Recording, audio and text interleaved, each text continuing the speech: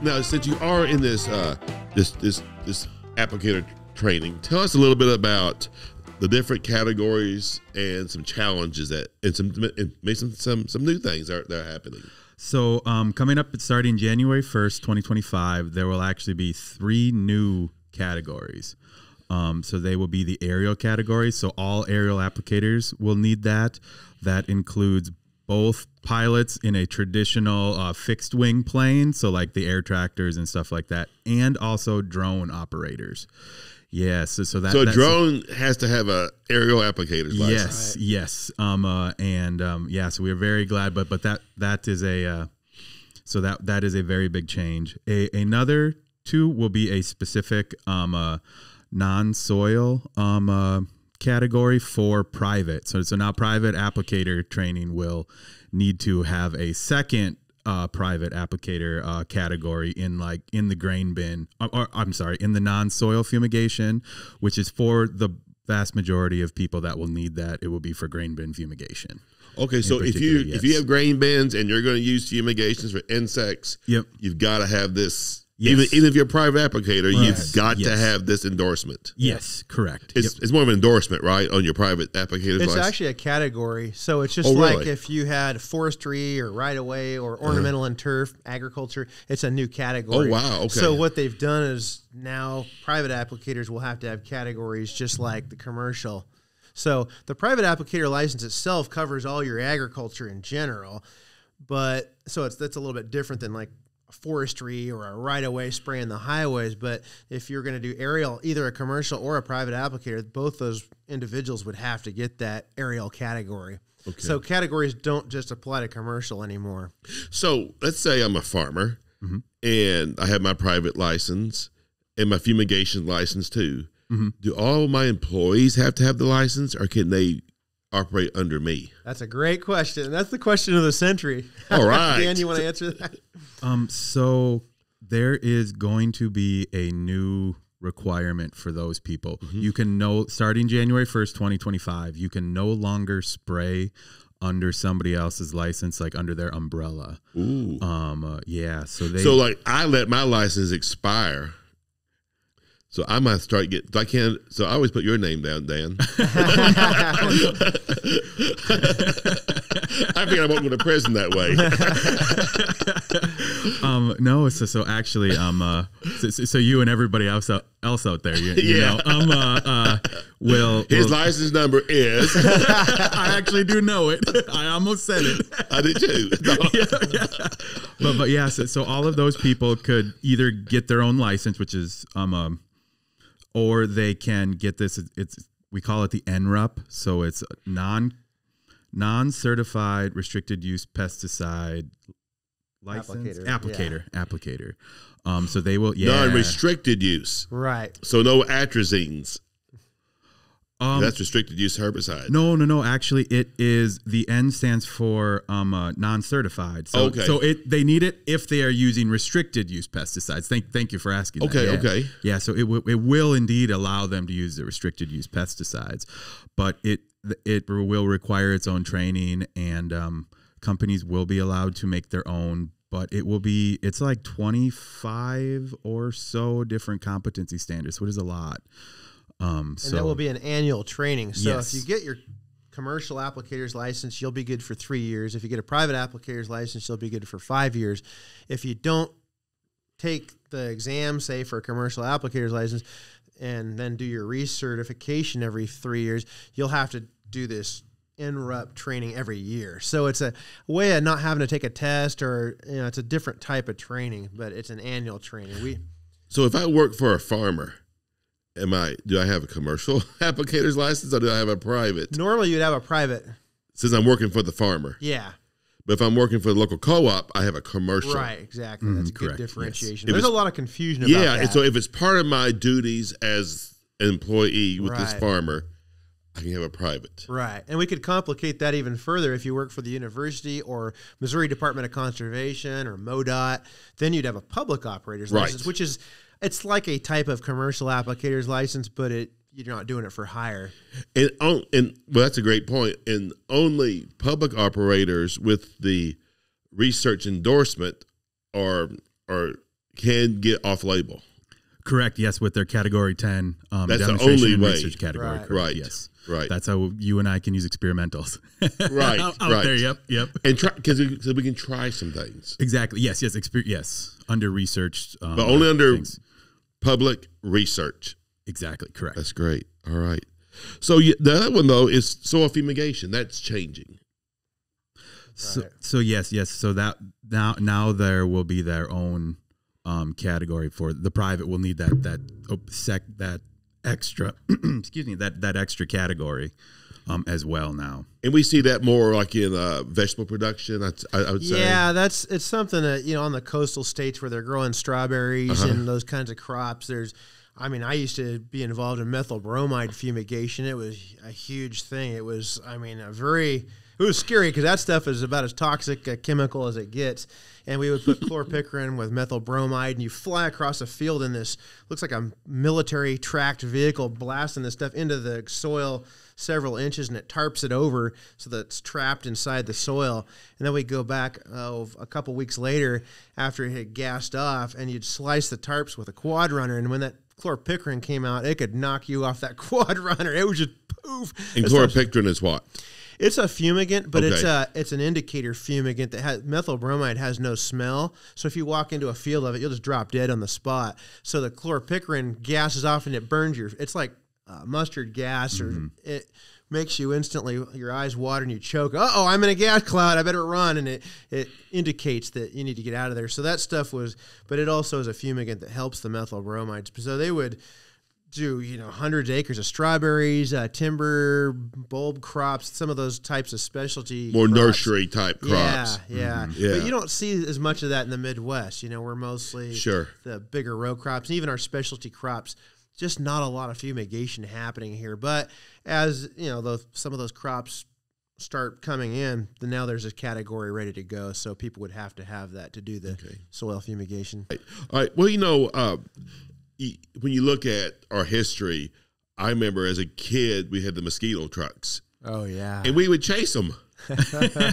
You see this fume coming out, you want to chase it, but you just don't see that kind of thing anymore. For the for the better, Exactly. Yeah. Yes. because we are trying to protect our environment and each other. Correct. Right. Yes. And as you mentioned, farmers are following the label because pesticides are expensive.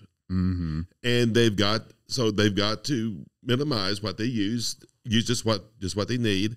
But we can sometimes get homeowners not understanding what they're working with, and that's where our education comes in too. Right. Continuous education that we can work with.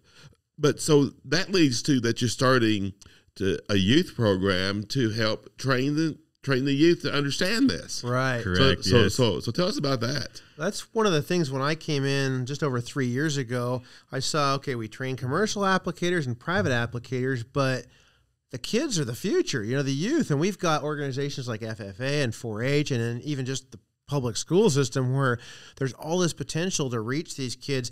One of the biggest things that terrified me was the pandemic. When COVID hit, I instantly knew there would be millions of people around the world with their Lysol and their different sanitizers, spraying this stuff in the air with no respirator, breathing it in, using hand wipes, Lysol wipes, and other disinfectant wipes, no gloves, soaking those chemicals right through their skin. And you have to think, if that chemical is designed to kill a virus or a bacteria or a fungus, what's it doing is it soaks through your skin. And we don't know, we're this giant experiment, but I knew just from my pesticide background, we should be wearing gloves. We should be wearing at least a N95 mask, and nobody was. And so the health effects, I think, are going to be greater probably down the road from the stuff people were using than the COVID itself. And that just showed me we need to teach society a safety culture and a respect for chemicals of all kinds, disinfectants, cleaners, and pesticides.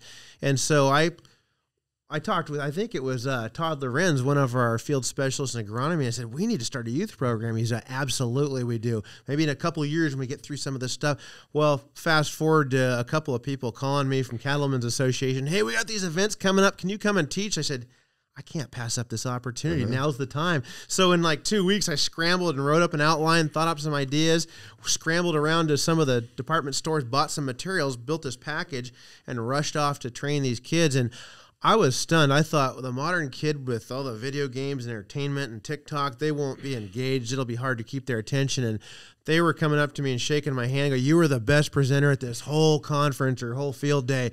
And we had Dan and I, when he joined me a year and a half later, we had kids yelling, "Do it again," at our demonstrations. We blowing something up? Yeah. Were you okay? Yeah, they love that. But even we just figured out how to engage the kids by saying, "Okay, is this a pesticide?" And we pull something out of a tub. "Oh yeah, that's definitely a pesticide. Green liquid in a bottle." "No, this isn't. No EPA number. Doesn't claim to kill anything." "Now how about this?" And you pull out something that's maybe the same brand, but it is a pesticide. "No, you already showed us one like that. That's not a pesticide. Actually, says kills 99% of all viruses and disinfects, and then it has an EPA registration number." Oh, and you could just see the light bulbs going on, and we have their attention. And we have some cool posters my wife made and different teaching techniques to keep them engaged. And you can see those light bulbs come on. Oh, chemicals aren't something we want to drink or get in our skin. We need to wear some safety equipment. Think about where we're storing it so little 3-year-old Johnny doesn't come and get in the cupboard and try drinking it. And so it's been a great experience. And now we've started to spread it so that our horticulture and agronomy field specialists can take this package and go out and train at a field day in their region of the state. So it's been really exciting, really well received.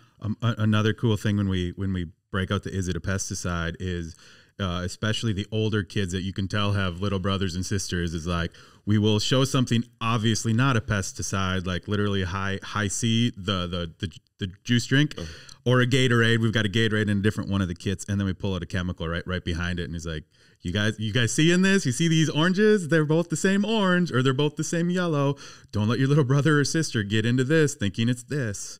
And that's why you do not ever put a pesticide out of the original label. Right. Your container. You don't split it up. Exactly. Right. Yeah, and never, especially not a food container. Never store pesticides in a food container just because you'll be back later.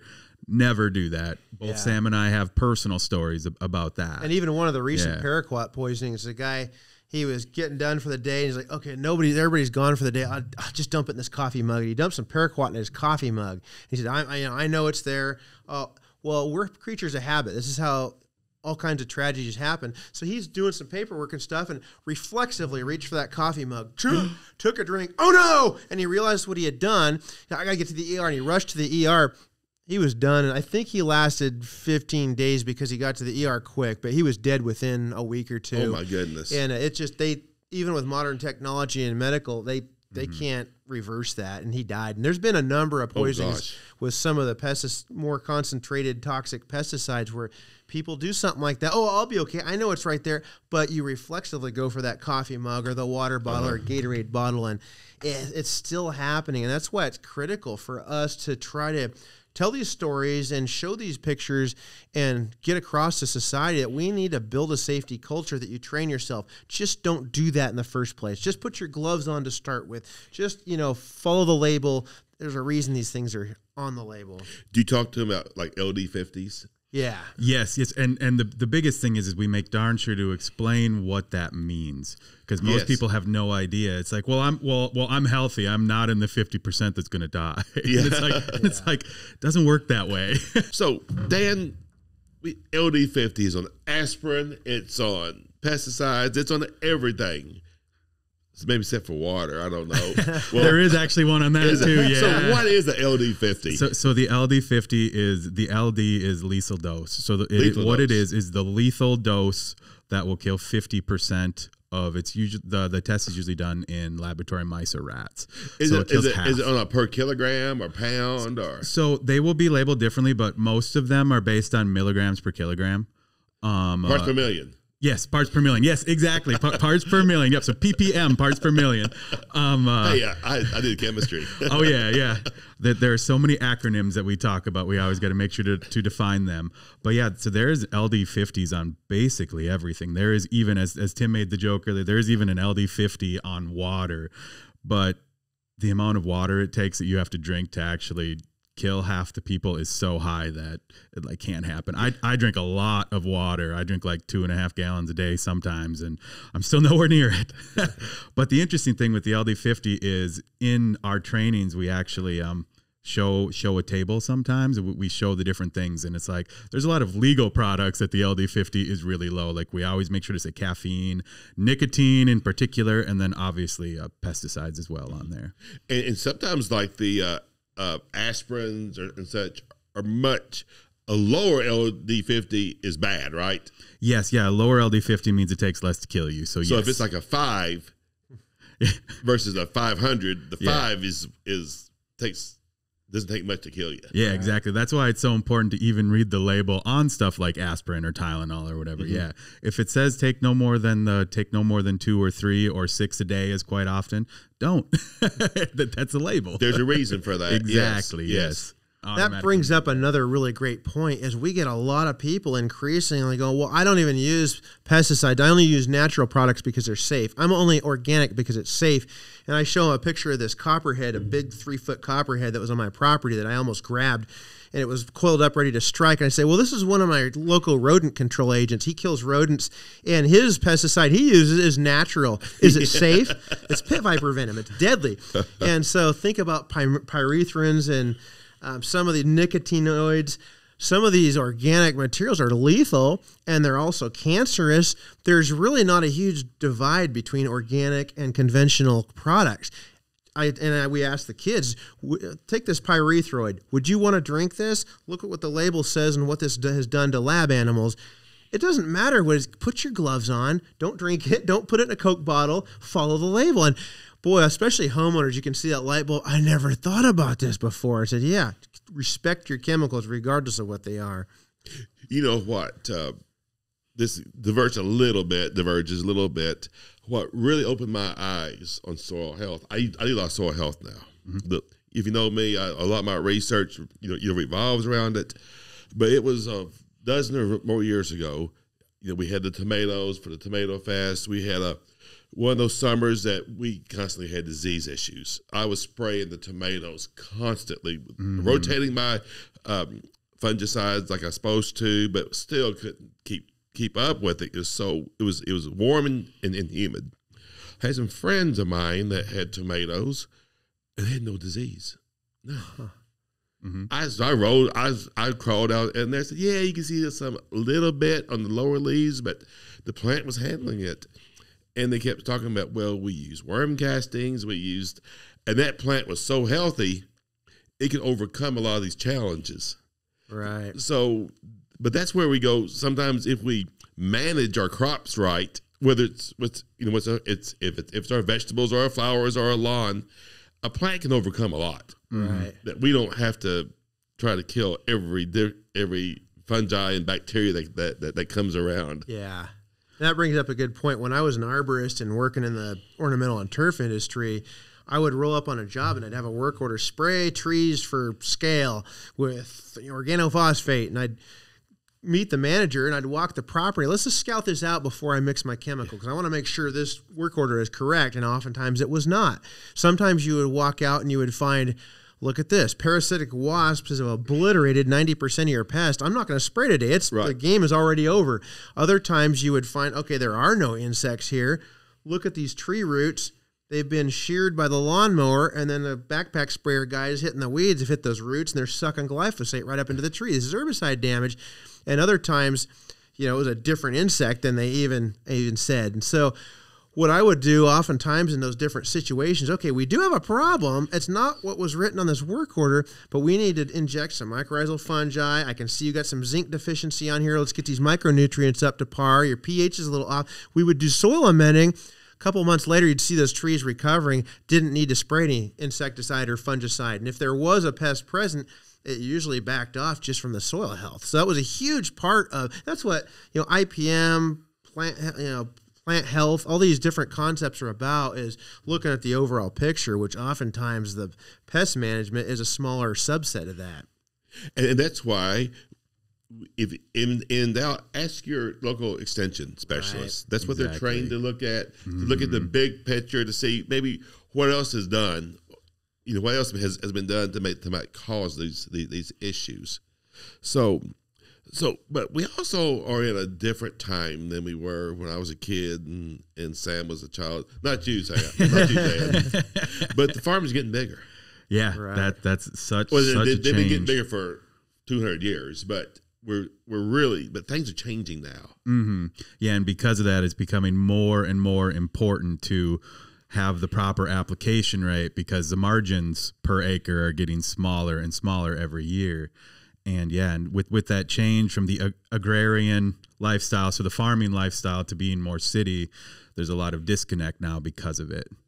And like in places like around Columbia, we have people living in rural areas that you have to work around. Yes, Right. exactly, correct. I remember as a kid, I was spraying a cornfield with some 2,4-D, and the woman a mile down the road called my mom, asked, "Is that pesticide going to hurt my garden?" So I got in at lunch. My mom asked me, I went, "Sure it will." "What are you spraying it for?" "This is 1970. Do what I want to do, Oh yeah, exactly, right? Yeah. but now that's why we have these rules Right. for the person's safety and our environment and our neighbors. Mm-hmm. And pets as well. Pets is another big one that Pets. that with a lot of the changes upcoming has made it into that, because there are a lot more people today that consider pets as their own children than there were back in the 70s. Sure. And when they go roaming around and Yeah, get exactly. Rolling in the backyard right after it was sprayed. Even we don't want any of those situations. Wow. So I think with your youth program, going back to that, you're really starting to train the folks early so they understand what's going on. Right. Yeah. Don't let the dog out in the backyard if somebody's applying out there or something like that, and because we don't want anybody or anything getting hurt that isn't supposed to be. But at the same time, let's not fear Right. Yes. all of our Yes. pesticides. Right. Mm-hmm. There's Exactly. labels, and Yes. and there's that label. They spend millions of dollars on that label going through the test. Yes. It Yes. is. If it says it's safe on this product, it's safe in this product. Oh, and what we haven't even mentioned, some pesticides will have, you can't consume it for so many days. I can't remember what that's called. Yeah, the harvest interval. Harvest Oh, index. yeah. The harvest, Pre-harvest interval. Yes. Yes. Yes. And those are there for a reason. Yeah. Right. Yeah, and it is to keep us safe because these are needed chemicals, and yes, and that gives it time to break down, just like how you mentioned earlier about residuals. Yes, It's the same thing. Yeah, it's to make darn sure that there is none of it left by the time it's either for human or animal consumption. That's for one like of the corn and beans big in particular. misconceptions is a lot of the public now thinks once it's sprayed, it's toxic, and people are recommending, only eat organic vegetables because the other stuff's toxic, and they don't realize you have pyrethrins and other nicotinoids on the organic stuff too.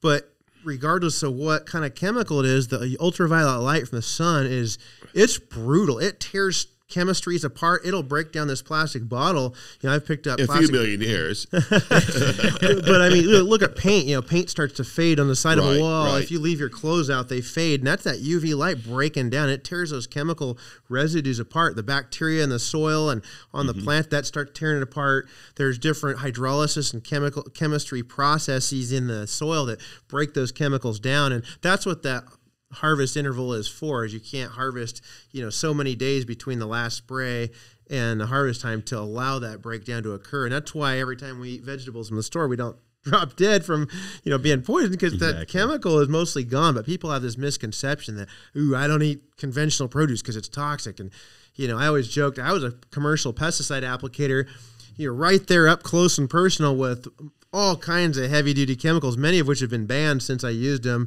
diazinon, and all kinds of crazy methyl bromide. And, I have 8 kids, and they're all normal with 2 hands and 2 feet, and, no problems. But, again, it goes back to wearing the PPE, following the label. A lot of people I knew did not. They would, nobody's looking today, and take their respirator off when walking through a cloud of organophosphate. Well, they did get poisoned. It's pretty simple logic, really. Right.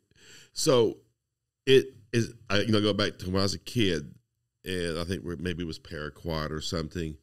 And this one guy said, "I respect it. I don't fear it, but I respect it."